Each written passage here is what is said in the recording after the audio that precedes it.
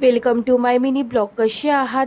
उन्हाळा चालू झाला की काही चटपट खट्ट मीठ आणि थंड खायची खूप जास्त इच्छा होते आणि मला मॉर्निंगपासून आंब्याचा मुरब्बा खावासा वाटत होता. त्यासाठी 3 मीडियम साईजचे कच्चे मँगो घेतले. पाण्याने छान वॉश केल्यानंतर वरचं कवर काढून घेतलं. नंतर त्याचे छोटे छोटे पीस करून घेतले. नंतर त्याला मिल्ट होतपर्यंत बॉईल करून घ्यायचं आणि त्यात तुमच्या अकॉर्डिंग जितकी साखर तुम्हाला घालायची आहे तितक्या प्रमाणामध्ये घालायची. चवीनुसार मीठ. एकदम सोपी आणि साधी पद्धत, झटपट बनणारी रेसिपी आज मी तुमच्याशी शेअर केलेली आहे. आईस कँडीचा स्टॉक ऑलमोस्ट संपलेला होता, तर गावाकडनं आईस कँडी यांनी आणली, कारण आमच्याकडे आईस कँडीचा फ्लेवर खूप छान असतो. माझी काही पेंडिंग्स कामे होती ते सुद्धा करून घेतली. कामामुळे अजिबात टाईम मिळत नाही. फायनली आज लसूणसुद्धा साफ करून घेतलं.